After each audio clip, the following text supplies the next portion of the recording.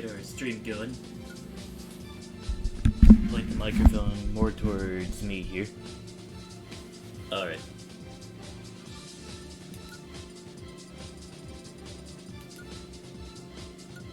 Actually, I don't even know what that song is. Yeah, I guess maybe other people they figure it out then.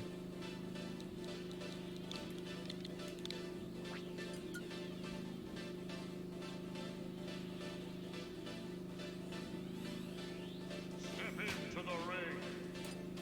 1XT9F is the arena ID.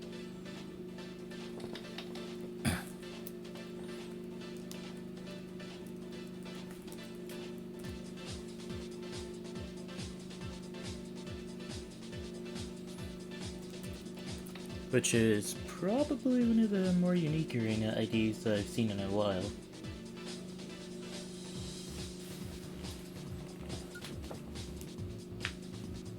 Alright. Choose your fighter.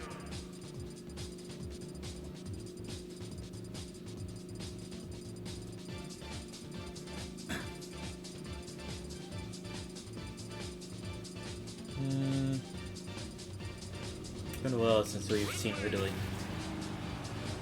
Also, yeah, my dad do be doing a bunch of yard work outside the house right now.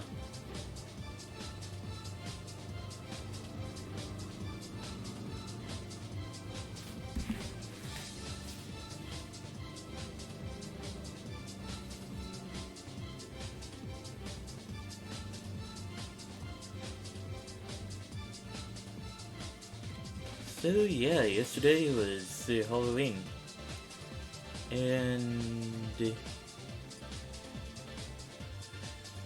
yes, I guess as far as that day went,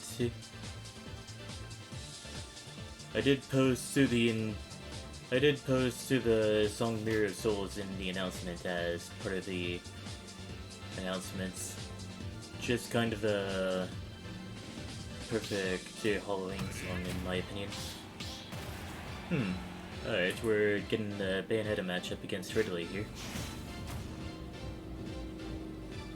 But yeah, as for other things, the job that I work at Sonic, we had a huge sale on corn dogs yesterday. Like, they were like 50 cents.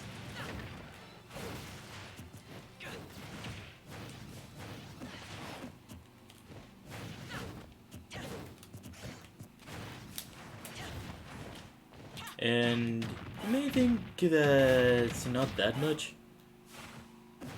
but then you see all the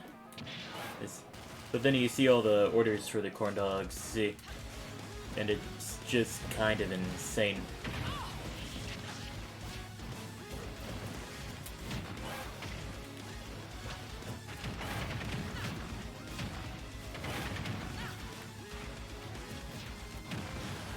I probably could have abused Bayonetta's lightning lag after all those moves there.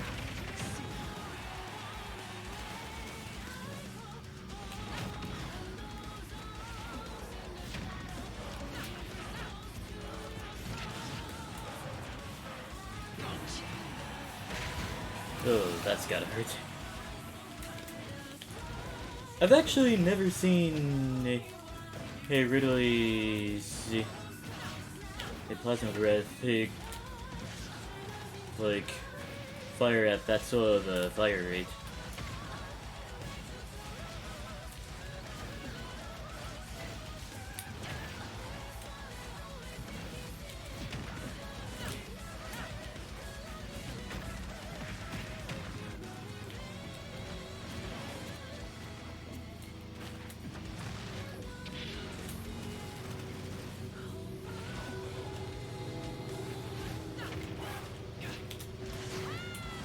Alright, finally got a KO there.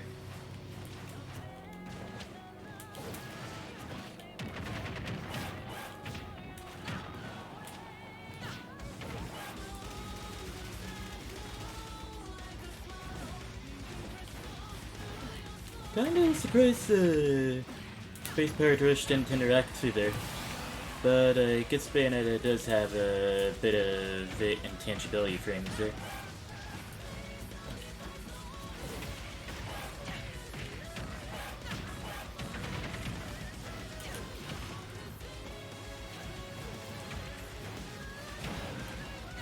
And yeah, Ridley would get pineappled if he went up there. Kind of an unfortunate side effect to trying to recover as Ridley, but I guess do with it as you will. Anyways, looks like it'll be us two for a good portion here.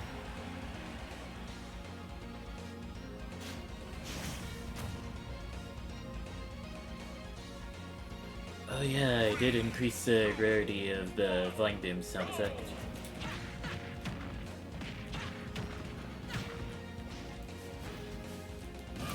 Wait, I used all my jumps so far? Huh.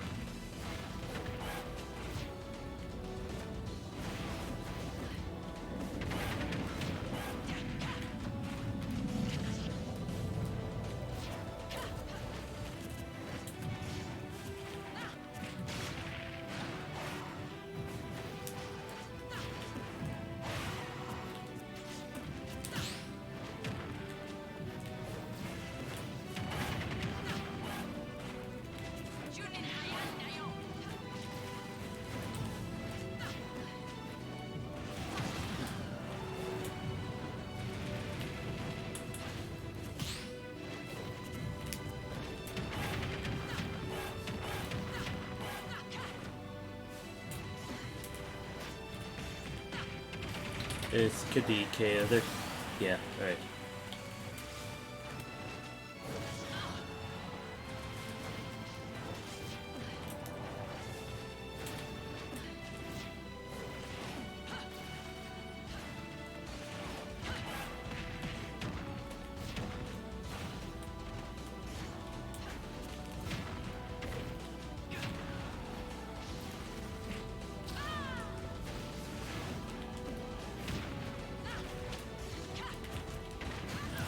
Alright, the back air takes out Taji's first stop.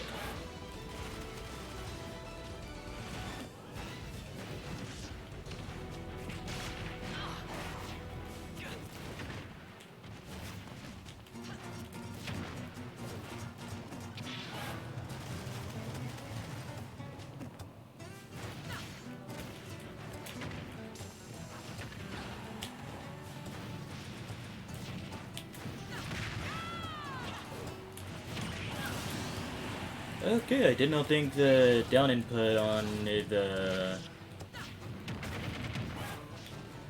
wing blitz would go through in time, actually.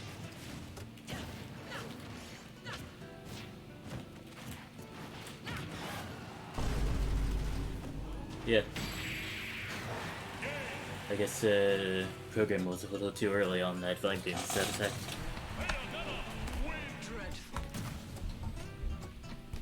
Anyways, almost got a pretty good comeback there.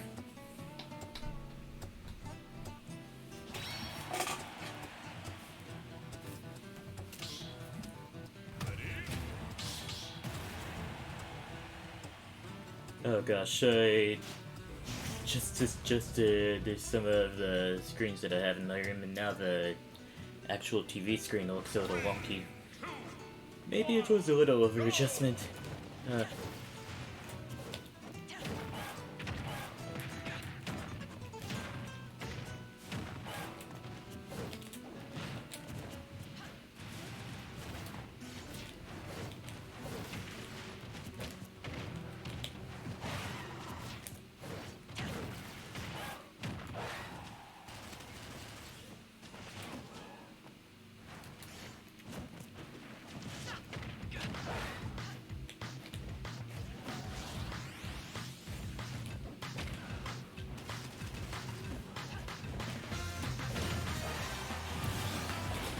Alright, that may not have been the bestie either.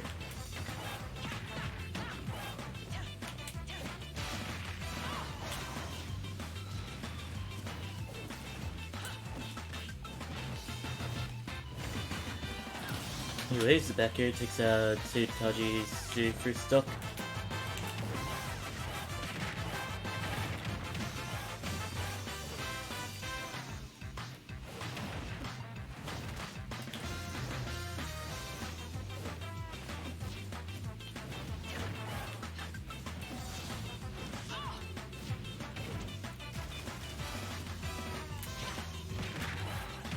And here I thought Bayonetta was gonna do a grab, silly me.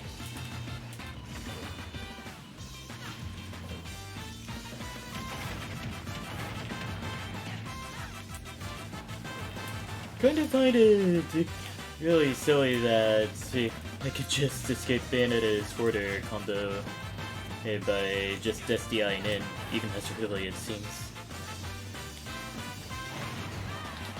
Alright, that worked out a lot better than I thought it would.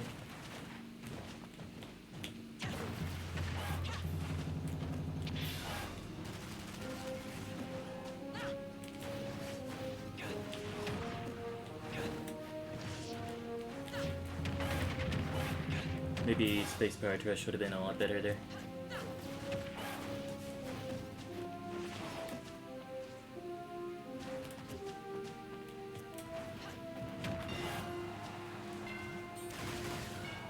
Ooh, got me there.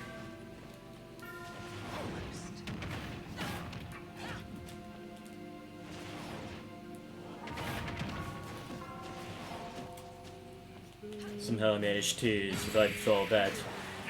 But Bennett is pretty good at ledge trapping, has caused the back air to come out. But now that I think about it, it might have been more like the player themselves.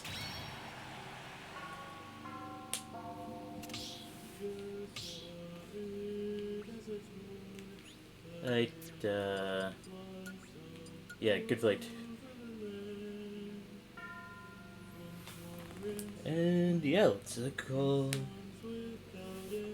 we'll meet our new challenger in a little bit, it seems.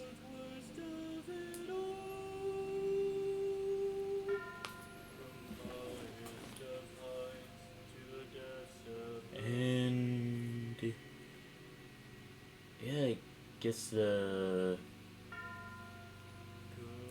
fights probably couldn't have gone a little more in my favor since big body privileges and all of that. And also I wasn't playing at my full strength, it seems.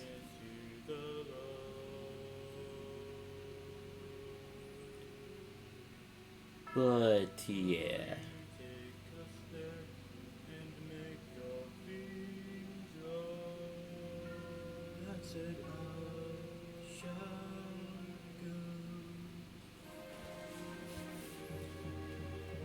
So yeah, I wonder what type of fighter would come in next, honestly. Oh gosh, now I got memories of a dream that I had just recently. So, in this dream, they just announced that there would be more DLC characters in Super Smash Bros. Ultimate. And yeah, everybody, there will be like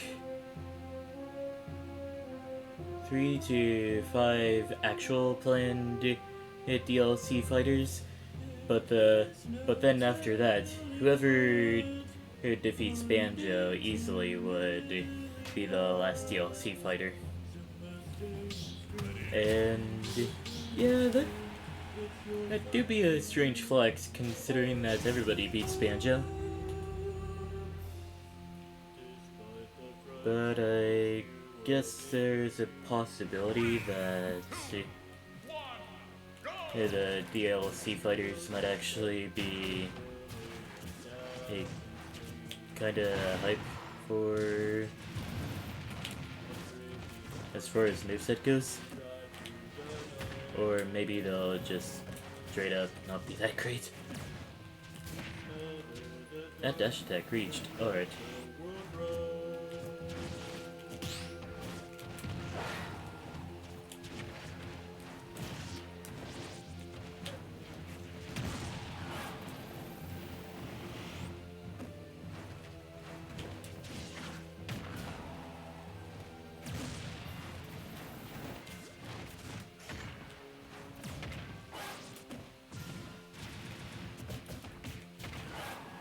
No way that neutral area was safe on shield. Anyways.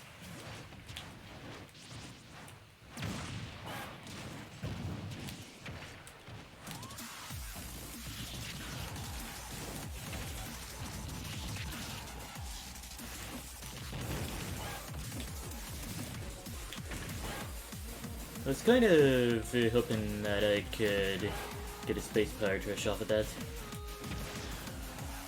Alright.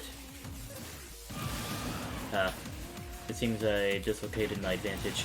Anyways, back air takes out Brenton's first stock.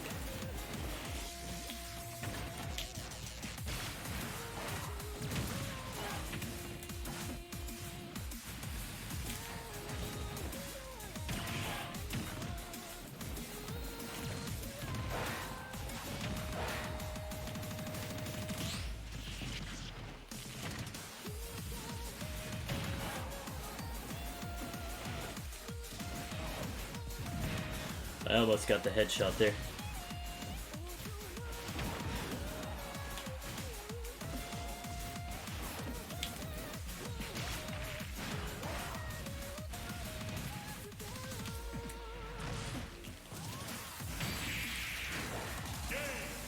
And yeah, that do be how the battle ends. Kind of unfortunate. Honestly, it could have been more hype. Ah well.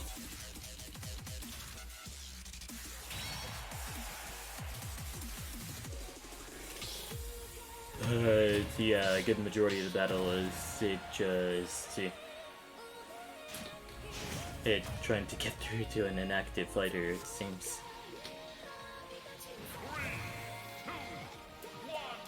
3, 2,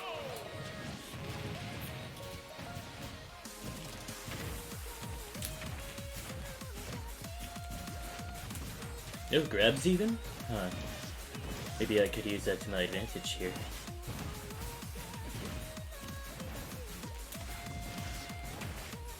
So I keep on thinking that Superintendent's gonna grab.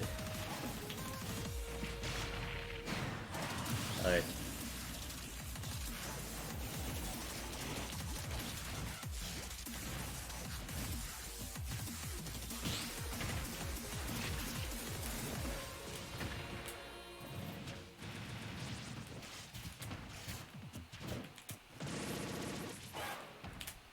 Interesting maneuver.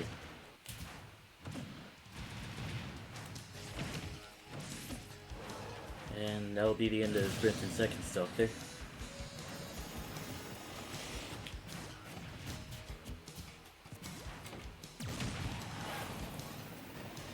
Pretty sure the game aids my jump input there.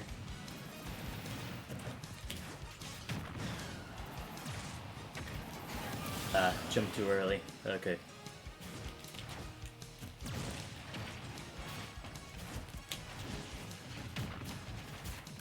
I keep thinking I was gonna eat a grab there, but it just never happens, it seems.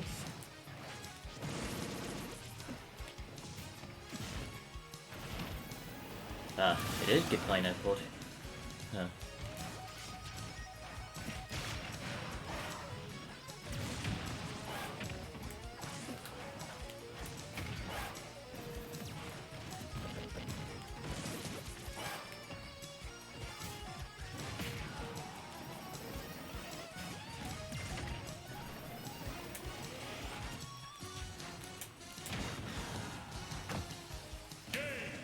I knew I had a feeling I was the one who got carried by the lag there.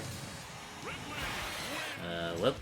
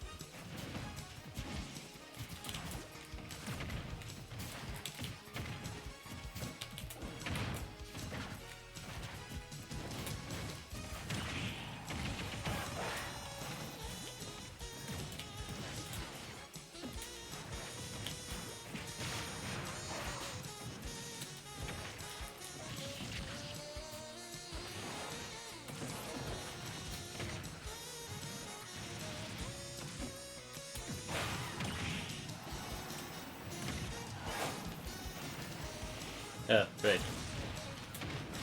The plasma charge, she was not gonna beat out the charge shot at all.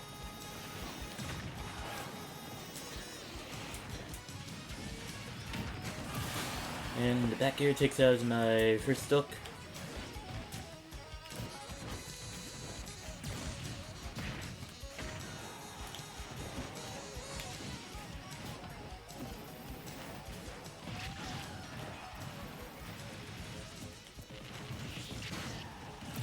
And then I return the favor with the forward air. That was meant to be down smash, SMH.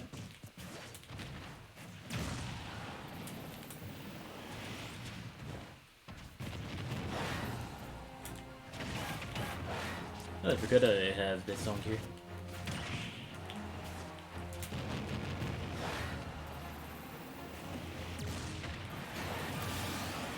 I should probably stop with the baby rage mode.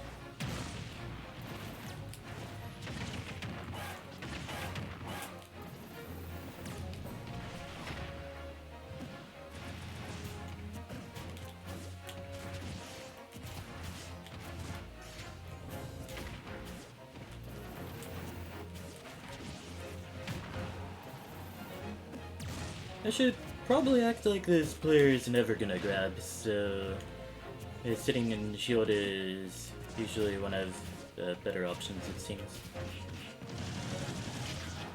Whenever I'm able to sit in shield.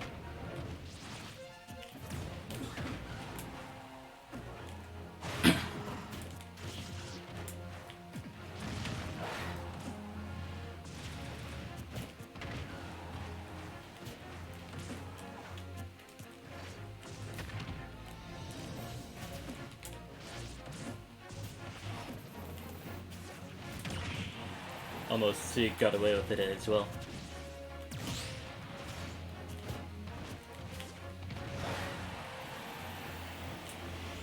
Oops. There was a much better way I could have dealt with that.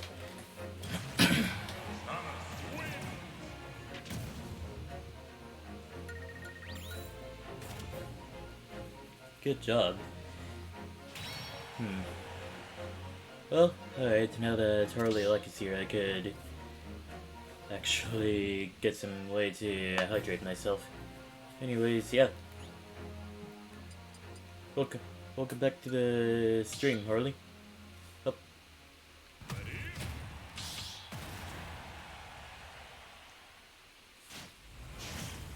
Right.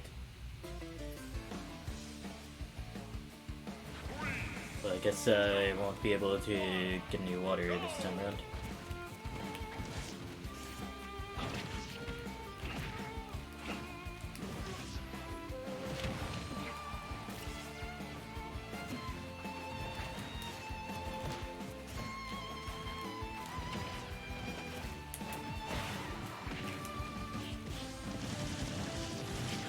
Alright, definite Mewtwo tail moment.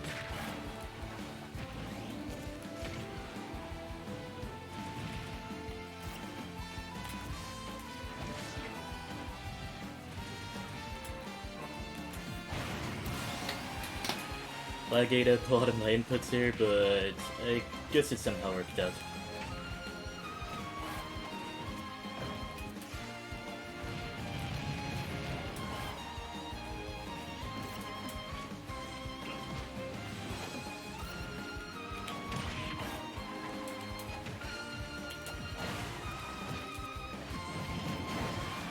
Anyways, yep, Smash takes out my first stock.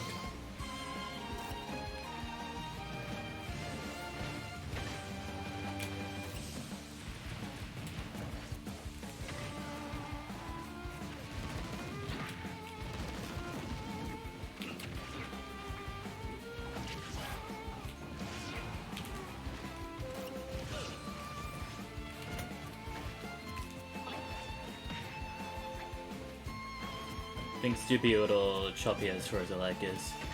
Ah well.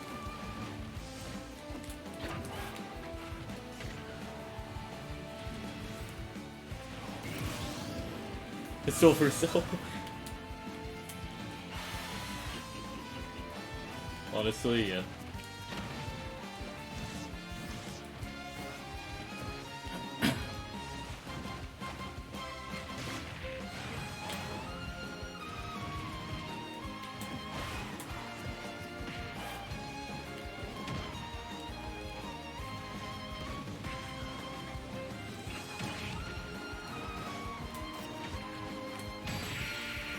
And the up smash takes out Harley Alex final stock.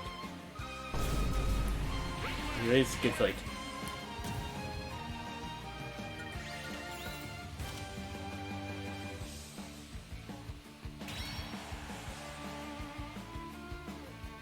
Try your setting? Yeah, do whatever you need to.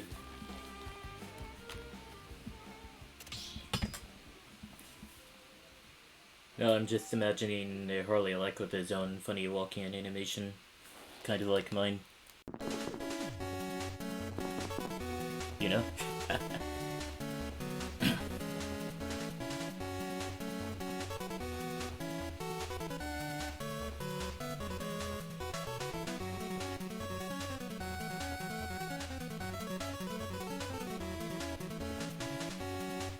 Meanwhile, it seems I have quite a booger at the back of my mouth, which I believe would be made a lot better if I hydrated.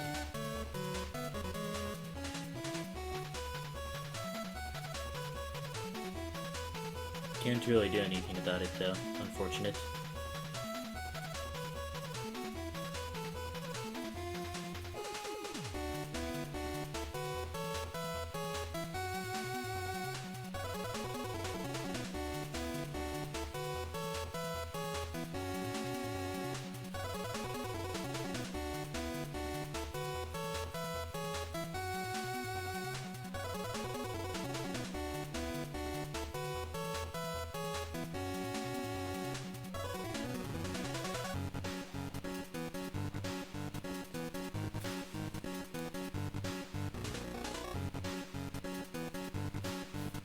Yeah, back to that dream that I had.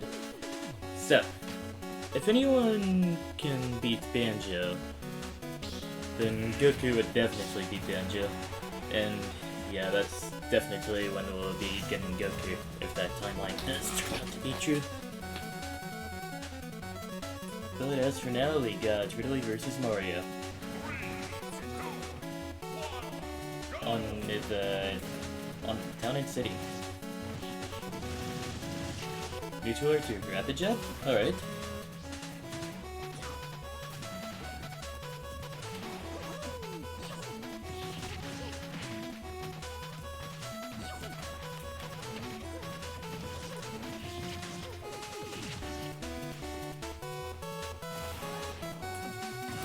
Alright, that worked out pretty well there.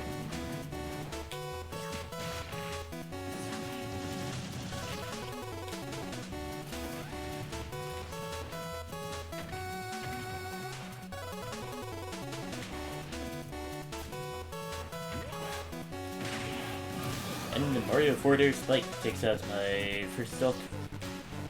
Would have been real unfortunate if Sweets somehow self-destructed during that maneuver as well.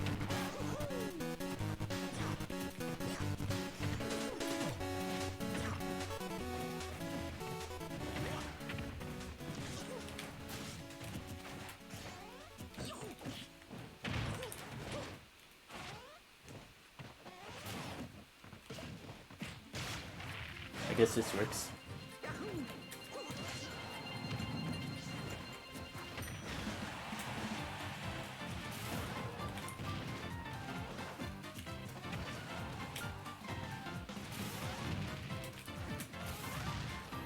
And the Plasma Breath takes out Sweet's second stock.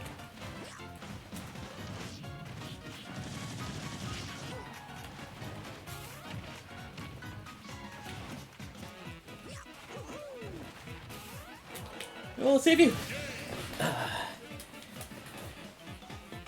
Now that's an unfortunate way to go out, honestly. But, good fight.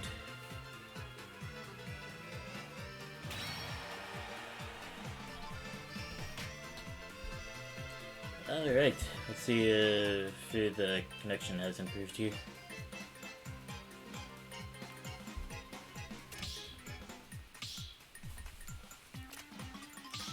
Yeah, alright.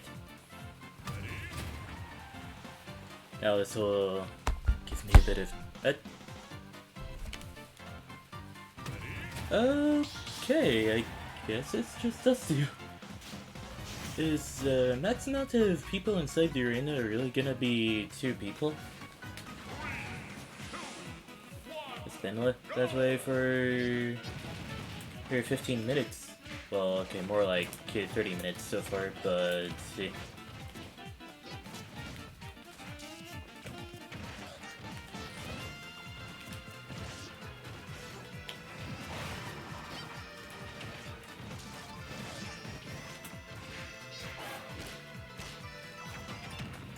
Oh, hardly luck with the Pikachu combos though.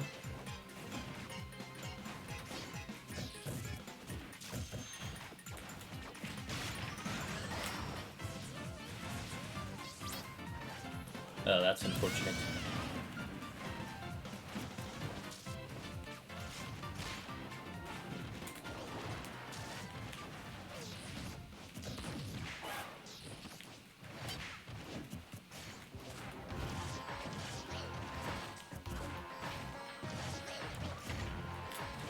Uh-oh, it's time to get gaslit into thinking that there's someone plucking a string just to my left again.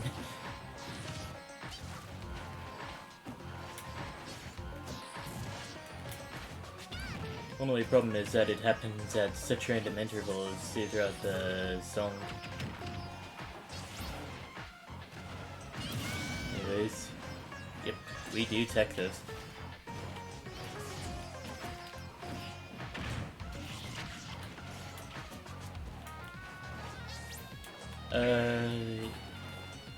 Yeah, that's unfortunate.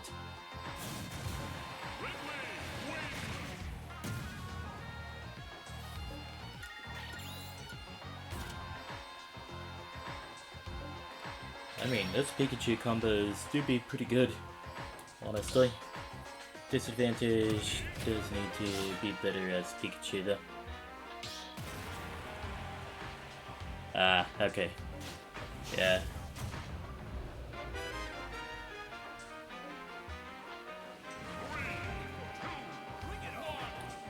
Alright, back to Unova we go.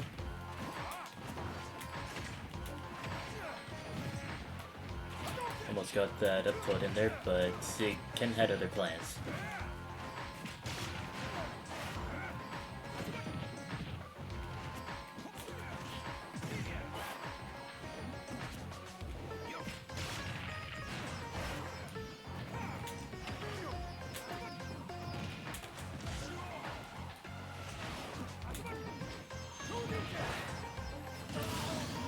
Alright, I'd say that was a pretty good edge guard there. And this down air takes out my first stock. Ken gave a thumbs up, and therefore that down air was true. But yeah, imagine just being able to disprove the validity of moments in matches in Smash by just saying Ken didn't give a thumbs up, therefore it's not true.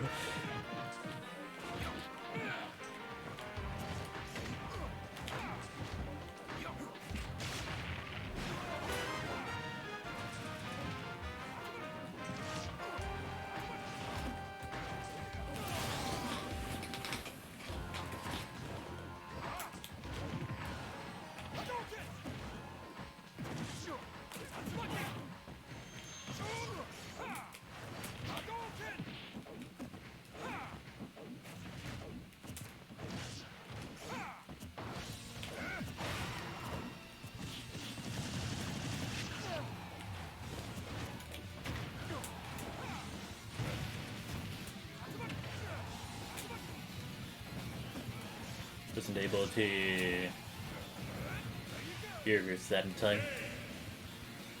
Oh well. I think I'll also go random here. But yeah, good fight.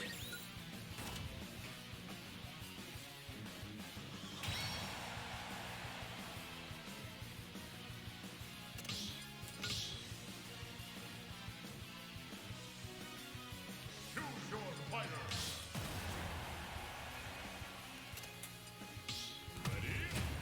Oh yeah, it's time for the random ditto. We got Chrom versus Mr. Game & Watch, which could actually be a rough matchup for him. Yeah, enjoy your food. You'll need it for the coming battle.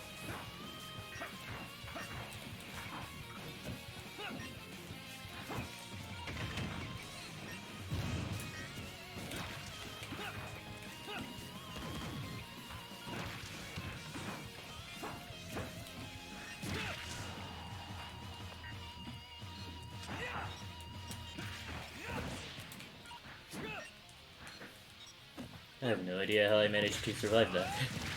Okay.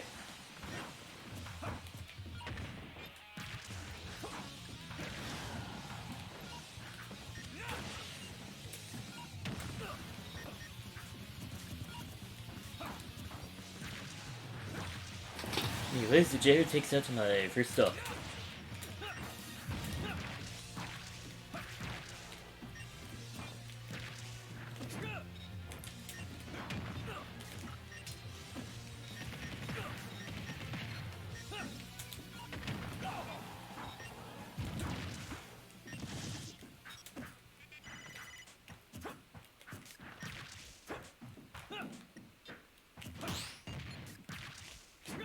Oh yeah, I forgot that up B out of shield is a thing.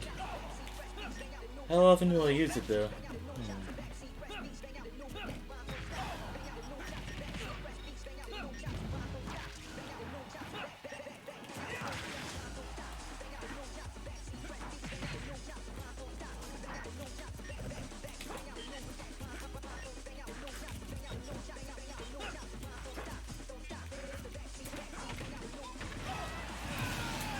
Okay, up tilt has some firepower behind it.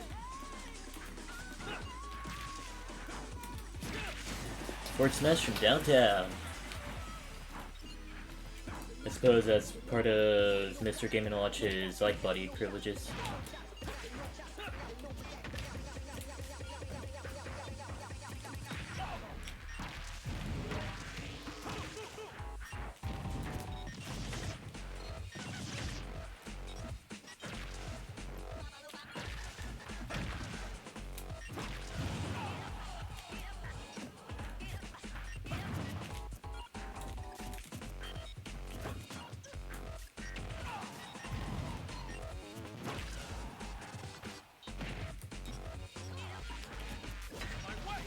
Almost got taken up with the ether there.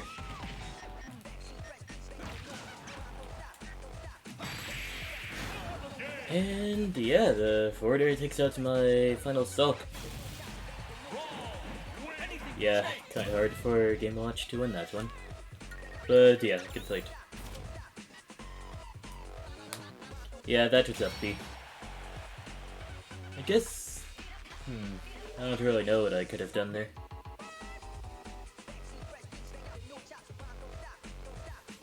But yeah, Mr. Game & Watch can get away with using up B earlier in the recovery, thanks to how he's just able to freely act out of it and all that. Alright, we got Zero Suit Samus versus Ike. This is basically a day one matchup in Smash Ultimate. Only difference is that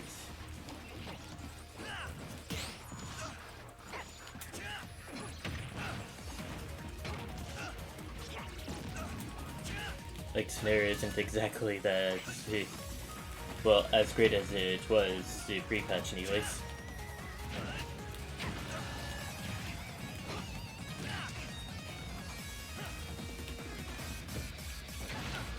Like, if I remember correctly, Ike's neutral air was its own character back in the day. But now it's not that much so.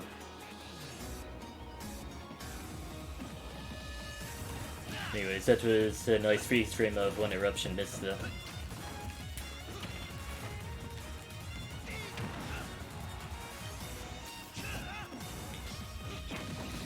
Oh, it's so close.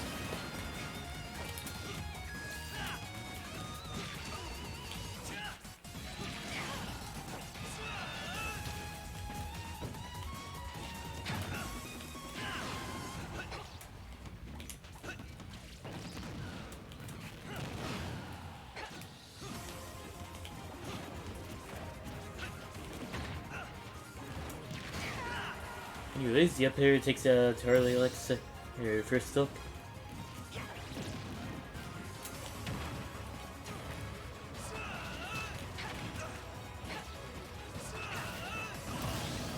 Wow, I guess that move just doesn't snap to ledge on the way up anyways. Or maybe it wasn't exactly in snap to ledge distance.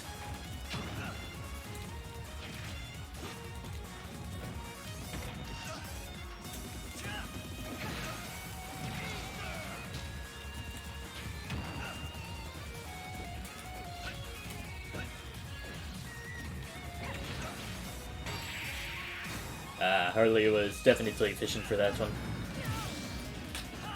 Anyways. Now to roll behind, and I guess not exactly die from that one. Oh yeah, Ike does have a counter. Huh.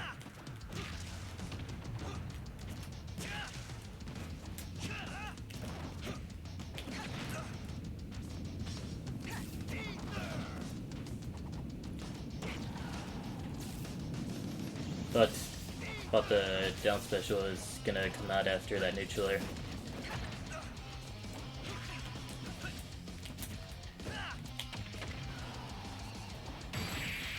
And the back air takes out my final stock.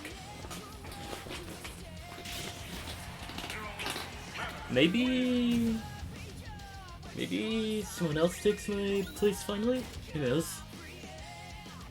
I've been waiting patiently to grab some more of that hydration. Even playing a lot of ZSS. Honestly, pretty good. Good to expand the horizons here. That was really good random. Yeah, honestly.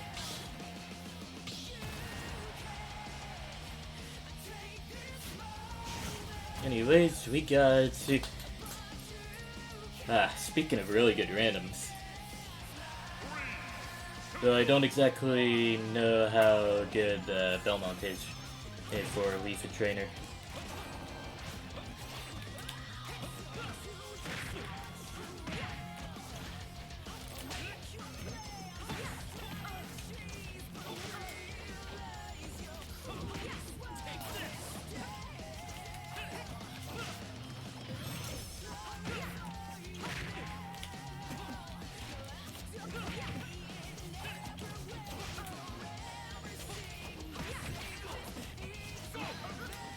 We got the good ledge trapping game from the Belmonts here.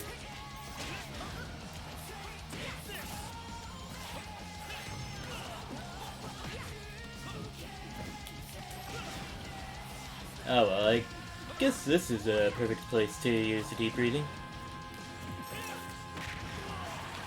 Fort Dokes from downtown.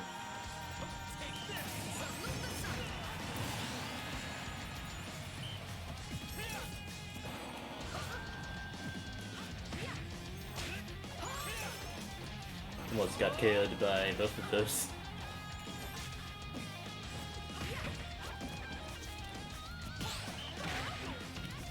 Alright, we take those inputs. You know, oh, holy stock that one. Even though it was definitely one of those just as planned moments, it actually wasn't as planned.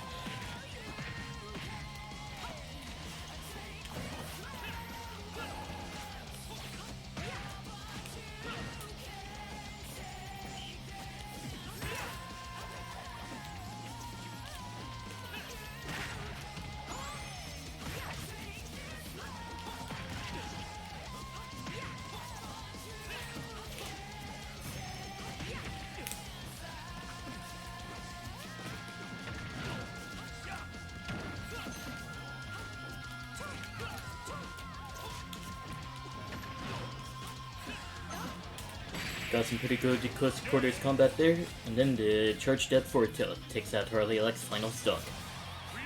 Anyways, yeah, good fight.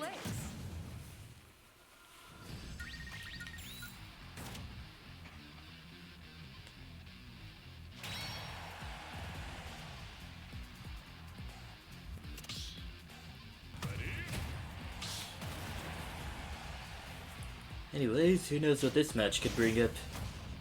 We got Banjo versus Roy. Banjo expected to be rushed down, but it turns out he may be right here.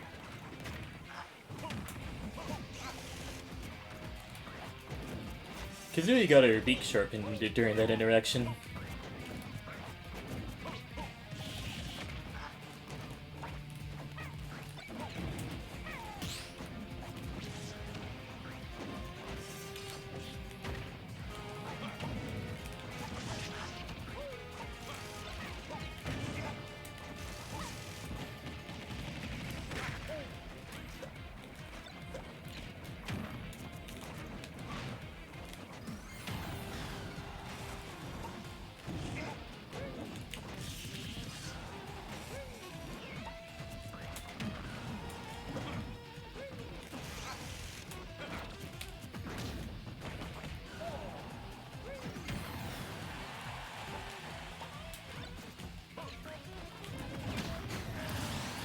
Somehow I managed to get that KO there. Somehow I don't think that was exactly a 2-frame though.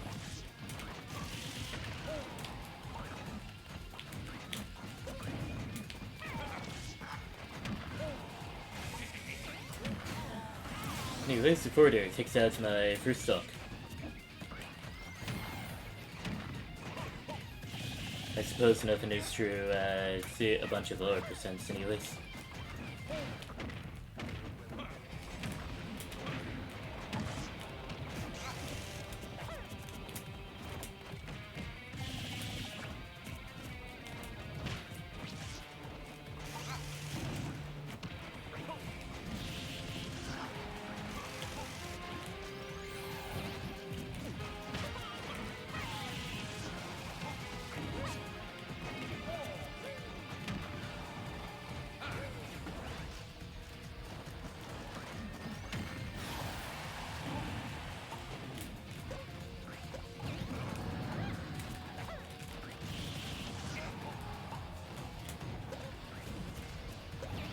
Thought for sure that the egg was gonna land on the cannonball was gonna land on the stage there. But yeah, speaking of eggs, that kind of was dirty.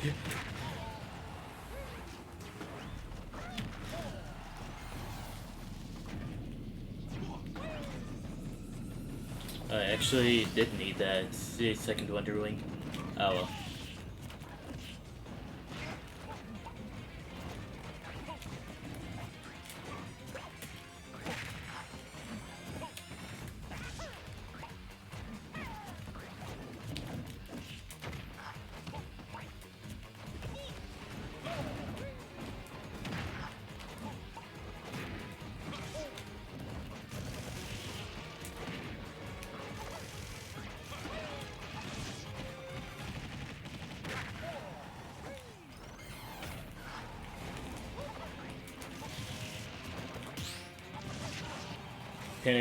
Parried to that last hit of the down tilts like a boss there.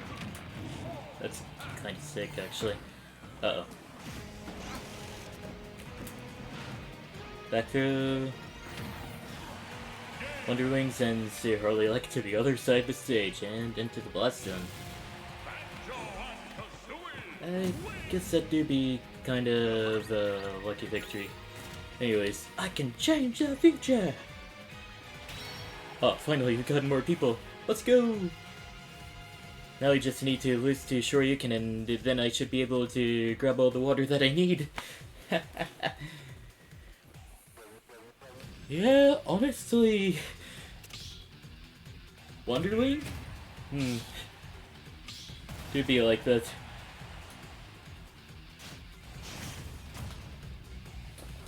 Oh man, I got Sonic. The kind of is bad about this is that, see, I have no ability to play Campy, even if I do play Projectile Zoners.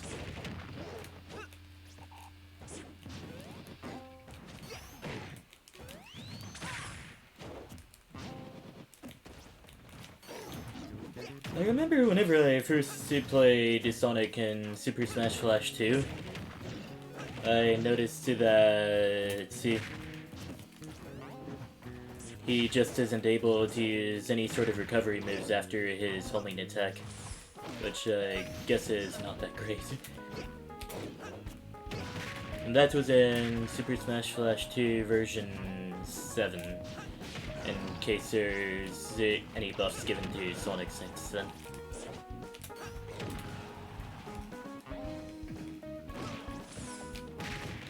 Yeah, that's probably done. Okay.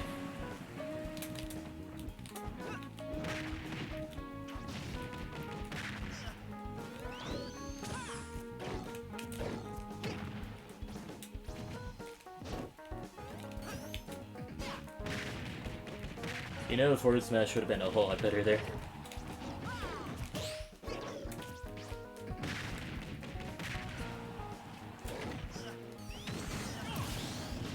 Sure, you can get a pretty easy edge guard off of that.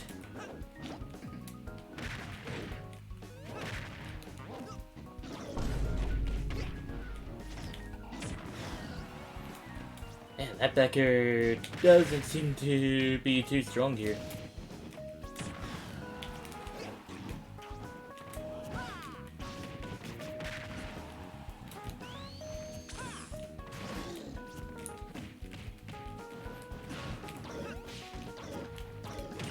I don't know if Sonic's down or spikes the entire way.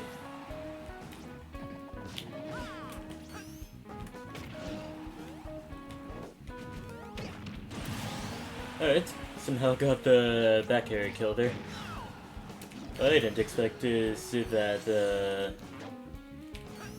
back air would not cause, well, that the back air would still cause a tech situation, even if Shoryuken was at a really high percent. Anyways, I fulfilled my plan. Now I'm gonna do that funny walking animation.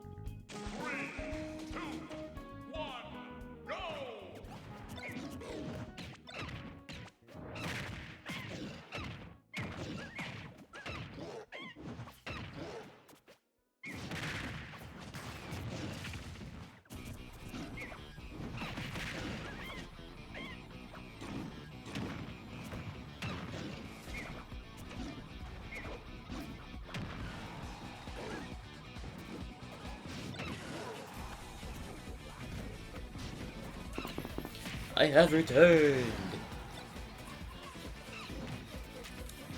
Anyways. Dominus do be dominating in this match, not gonna lie. It's just kinda unfortunate that Diddy Kong has a bad time getting KOs though.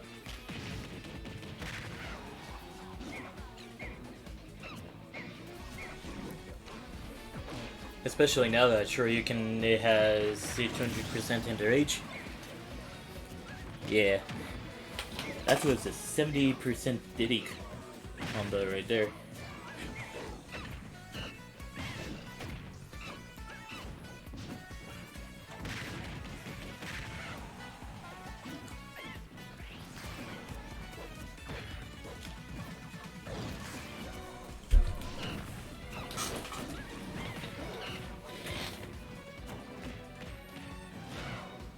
Looks like Shoryuken's gonna get this next stock here.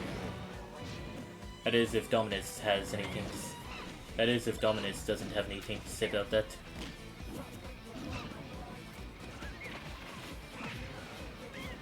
And slowly but surely it's looking like Dominus does have something to say about that.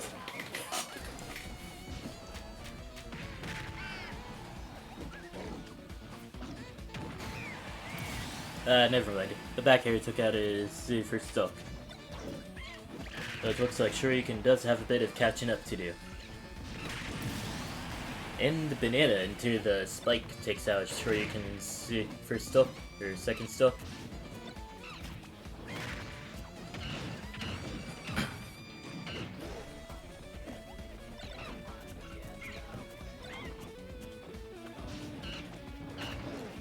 Honestly, yeah, what were they going to do there? Like, they both know that their opponent is not gonna let themselves get shield broken there. Oh, unfortunate second stock for Dominus.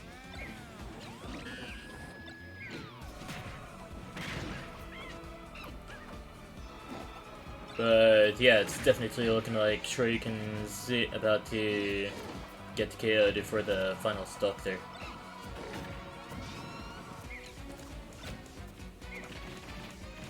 Monkey Flip doesn't quite KO. It doesn't have that great KO potential anyway. Like, he's at 180 now. Still alive and kicking. And also kinda steaming.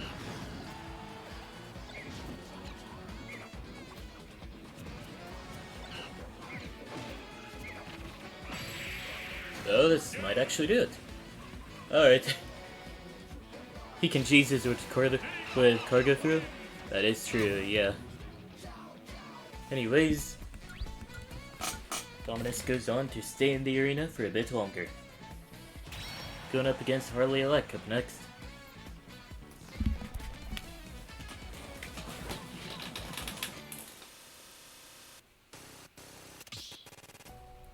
Alright. We got the Diddy Kong versus Harley Elec. Kazuya Mishima. But yeah, welcome back to the stream, Shoryuken. 3, 2, 1, Anyways, let's see how Diddy Kong does against the Goku of this game. I mean, yeah, he may not took it, but Kazuya Mishima could actually be Goku. Like, for one, he does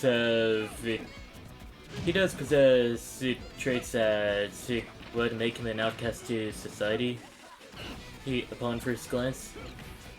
Like, Goku's from an entirely different planet, and he had that monkey tail until it got cut off for some reason. I don't know. Meanwhile, Kazuya has the devil gene and all that.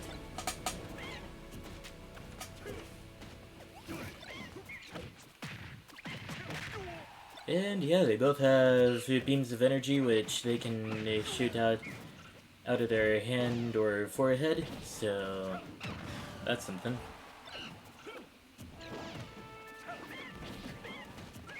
Also, yeah, welcome to the stream, Dominus.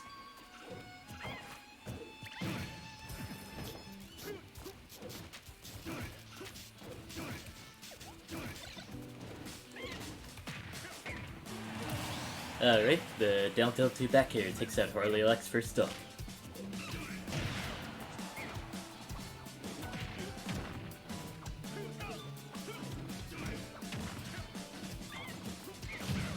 And yeah, it's definitely looking kinda in Dominus's favor at the moment, even if Harley does have the percentage lead, but not the stock lead. Okay, he no longer has a percentage lead, but at least his stocks are tied up. But yeah, Dominus knows it very well. Yeah, Dominus knows very well how to juke the opponent up.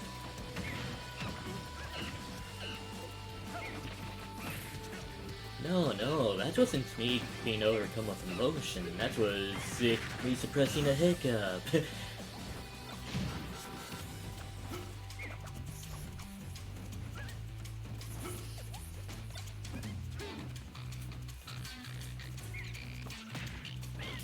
Harley Elec tried to reflect that banana. Understandable.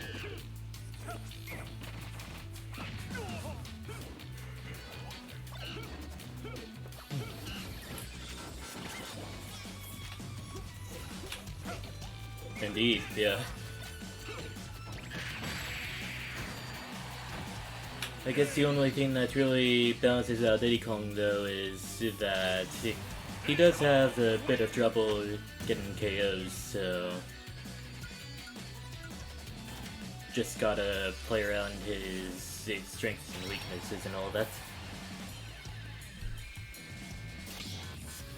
Anyways, let's see what random gives me.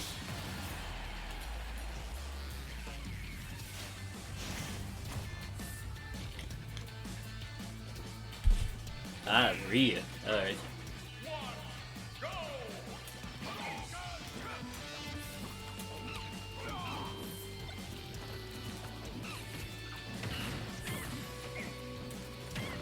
It seems that Ryu is not exactly the character I know how to play here. Can we get a JV4? Though I'm still gonna try in this match. Tried to drop through the platform, but then ended up performing a Hadouken. Unfortunate, no JV4.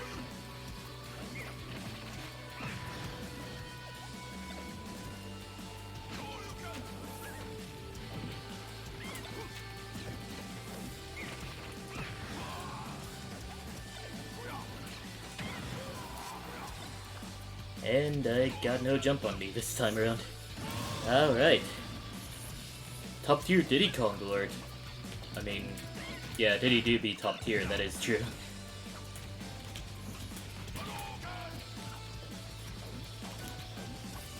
Either that or I'm still stuck in Smash 4 land, which explains my performance with Ryu. Actually, nah, Ryu was kinda high tier in his Smash 4, so...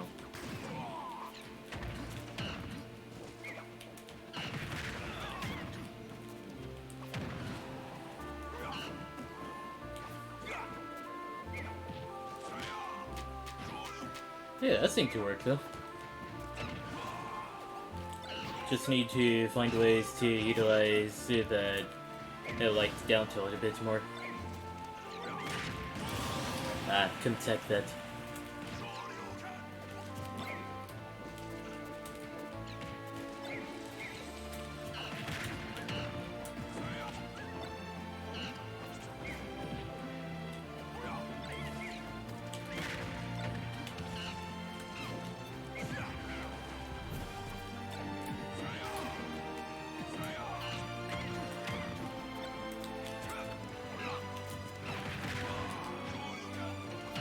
Thought Dominus was gonna go for a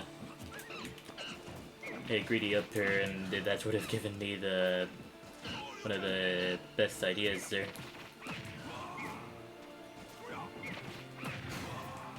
And that'll do it. Dominus with the 3-stock.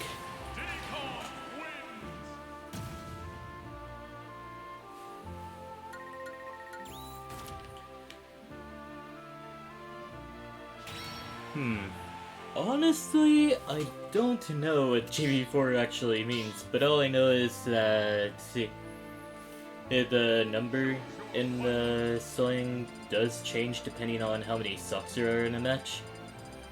So like in Smash 4, whenever it was just 2 stocks, it was JV3. In Melee, whenever there was 5 stocks, it was...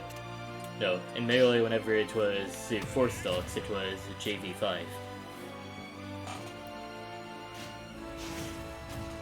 So, yeah.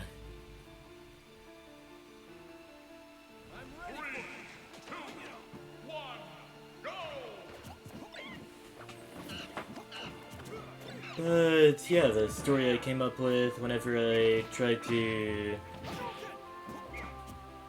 give a general answer the last time was like whenever my brother asked, "Hey, what's a JV3?" And I was like, alright, so it all started in Super Smash Bros. Melee, where a player called JV5 was dominating the brackets all the time, each getting a perfect game with no stocks taken and no damage taken as well. So they named the fighting game term after him just to commemorate this awesome accomplishment.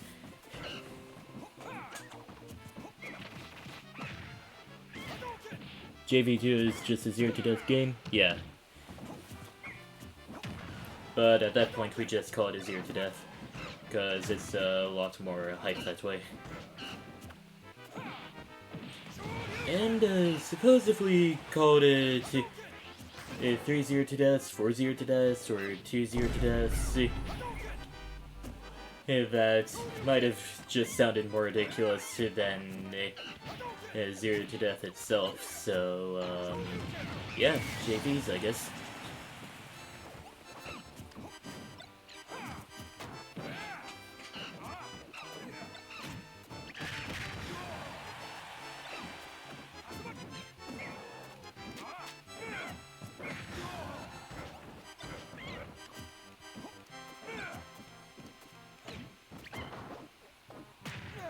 Kinda surprised that no one died there. But yeah, Shoryuken has not lost his stock so far. Well, okay, he has lost his stock now. Wow, bro, this JV1 be looking crazy right now.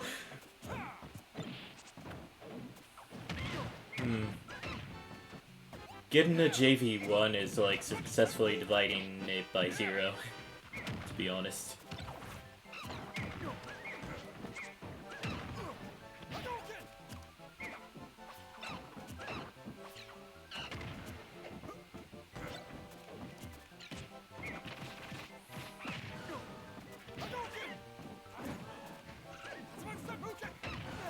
Anyways, despite Dominus being very close to getting KO'd, he just KO'd Shoryuken's second stock.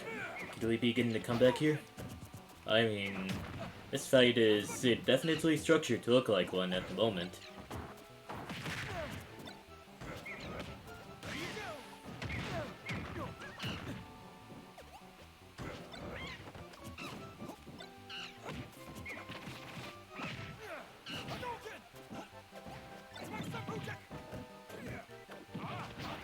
Oh yeah, I also just remembered, it's like,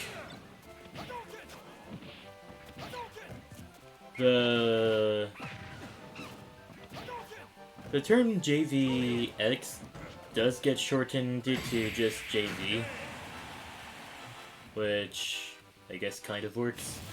But yeah, Shoryuken did not allow Dominus to make a comeback, and goes on to stay in the arena for a bit longer. That do be very close, yeah.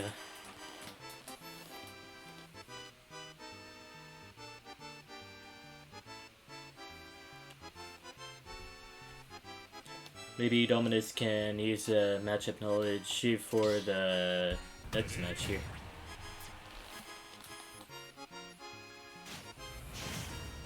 Anyways, Shoryuken goes up against Harley Alec up next.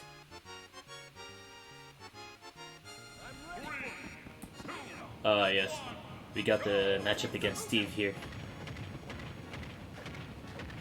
I didn't think much of it at the time, but maybe the Bile choice for me was a good thing.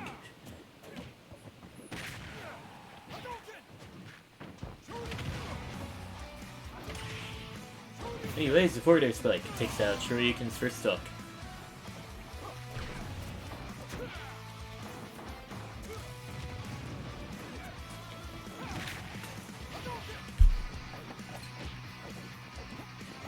Yeah, Harley Alec do be dominating really well as Steve here.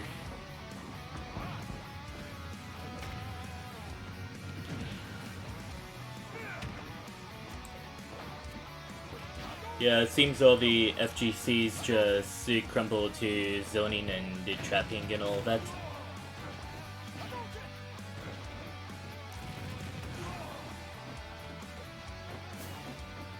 Harley almost blocked himself with his own blocks there.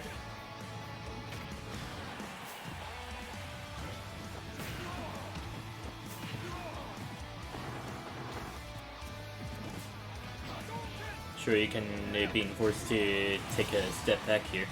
Anyways, Ken with the big body privileges gets taken out by the back air. And then he returns the favor with the Shoryuken.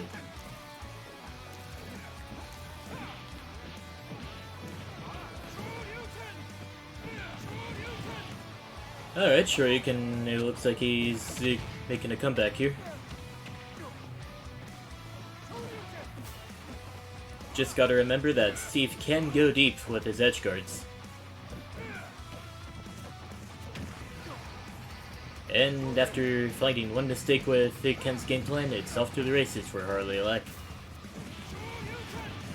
But then Shoryuken got back into it with a up tilt into the Shoryuken.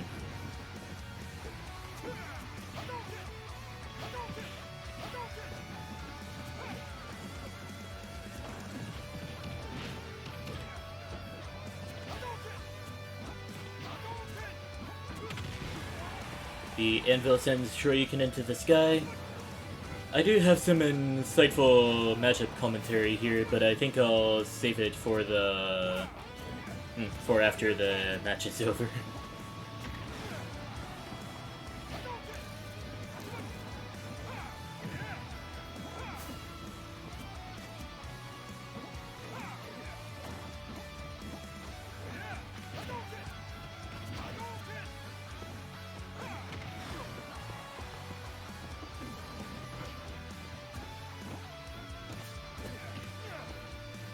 But it looks like Shoryuken is one hit away from getting KO'd.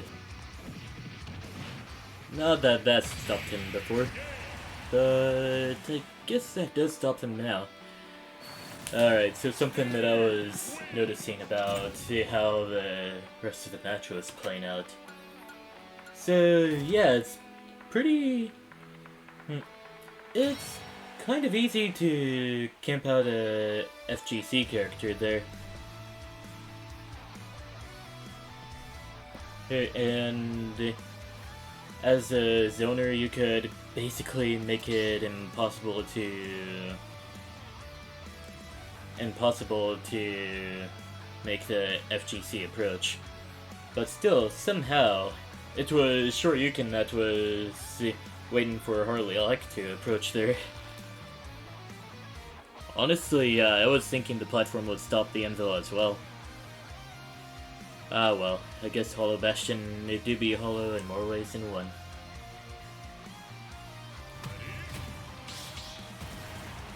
So yeah, I guess the only theory I have as far as why Shoryuken wasn't the one approaching while Harley Elec was. It was probably because Harley Elec also doesn't like to camp, so that may have been it.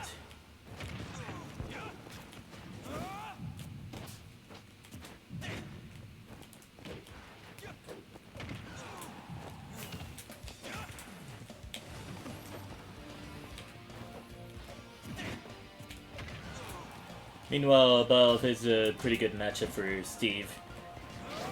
Somehow I didn't feel like now it's time for Robin to come out just yet.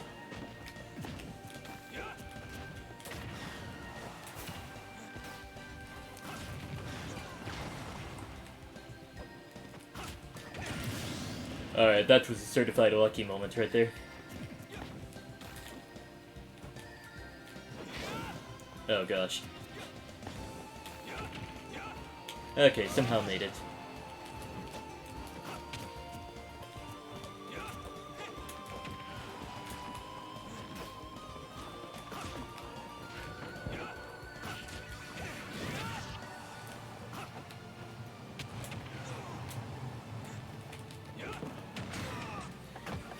Yeah, I did completely in the wrong direction there.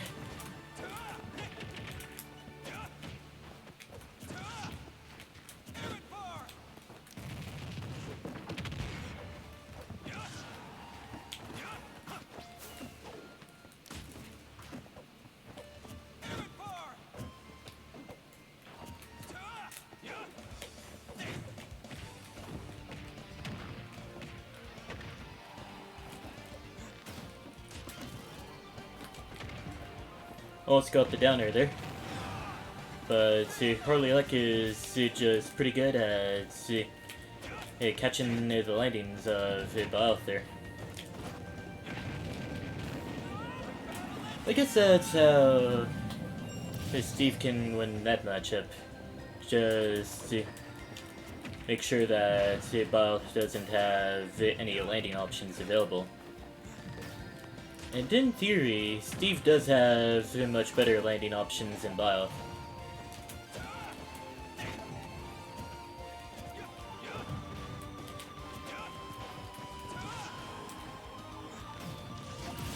Anyways, the arrow takes out Harley Elect's second stock. I guess the connection isn't that great. Ah well. I guess unlike here, this Kayla actually gets carried by online. Cause I do remember a joke during the lockdown era, whenever Leo was not doing that great in the tournaments because they were all taking place online.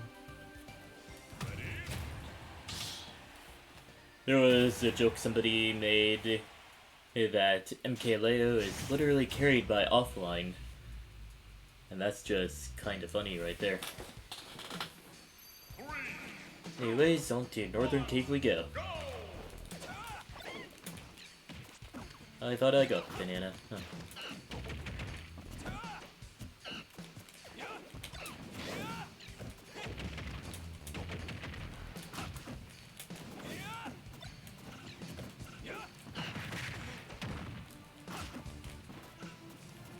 Not sure what I was thinking there. But yeah, I made it back.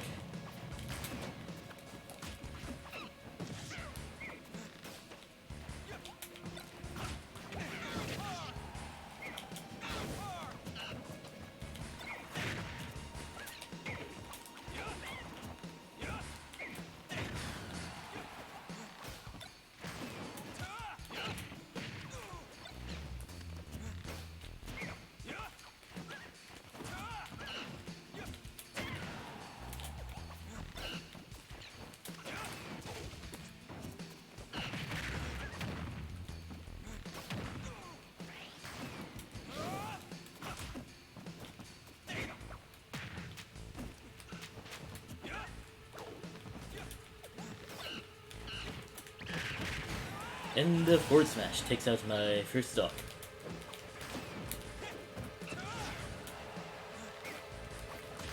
Almost got the banana.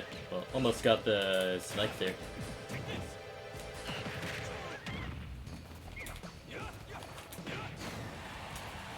Yeah, that forward there is not gonna do wonders just yet.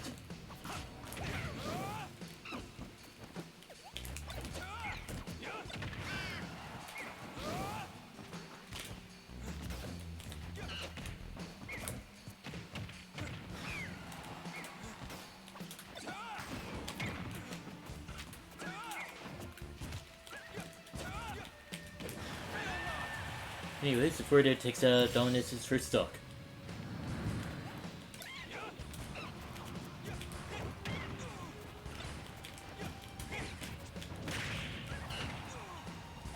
Seems I may be in a bit of trouble here. Ah, whoops. Hey, this works though.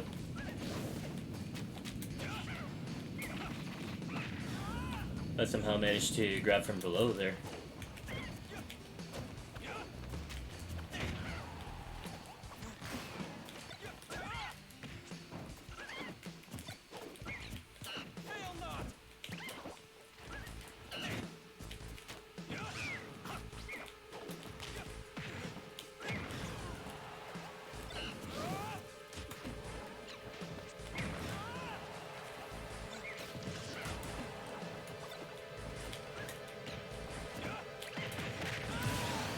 I guess that probably wasn't the best course of action there.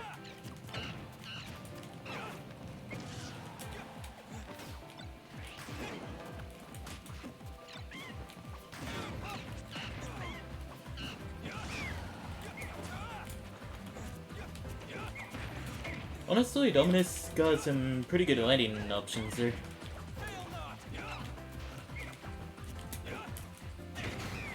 Anyways, the random forward smash takes out to Dominus's second stock.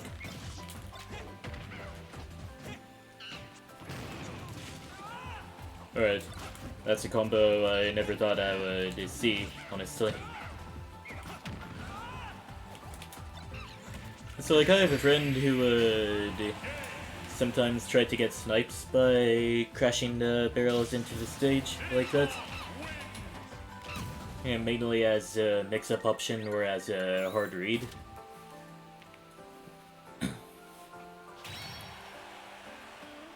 But I've never seen the jab combo right into the barrels this smoothly. That's just really interesting.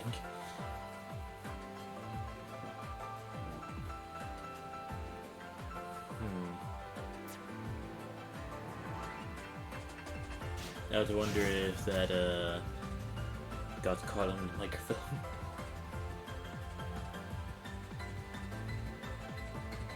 Well, I guess I'm not feeling too gassy anymore, so I guess I don't need to mute the microphone while I let the rest of it out.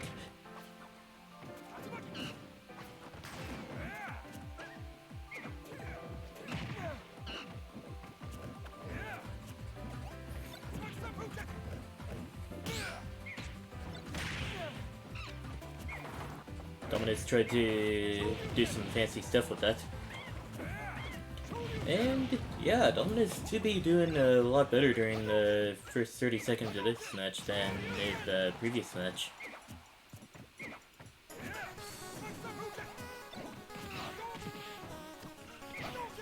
Funnily enough, bananas do be transcendent projectiles, so yeah, you would see them flying harmlessly through the air. They're clashing against forces as great as Thoron, for example.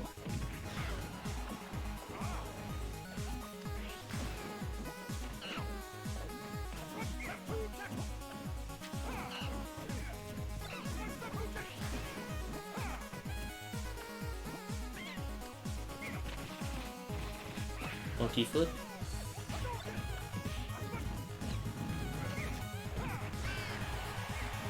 Back air almost does it.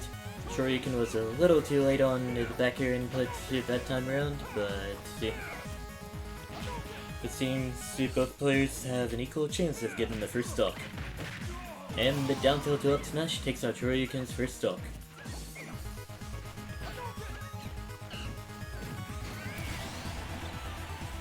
Anyways, the back air takes out Dominus's first stock.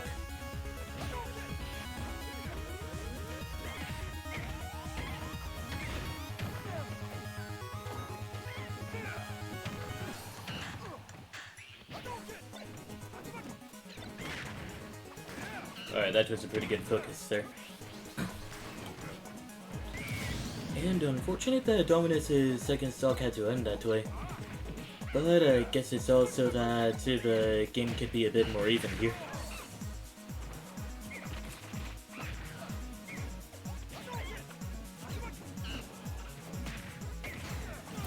Anyways, down tilt's back air takes out Shoryuken's second stock.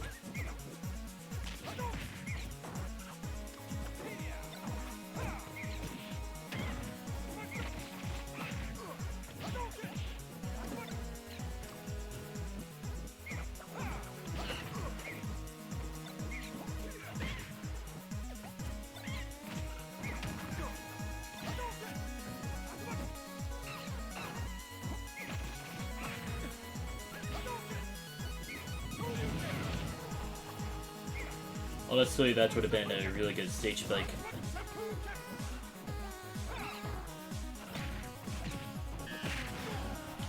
And after that mess, the Shoryuken gets launched off the stage, and eventually into the bottom blast zone. Dominus goes on to stay in the arena for a bit longer. Okay, I guess instead of mess, it could have been a scuffle. A scrap. Or something like that. Anyways, Dominus goes up against Harley Alec up next.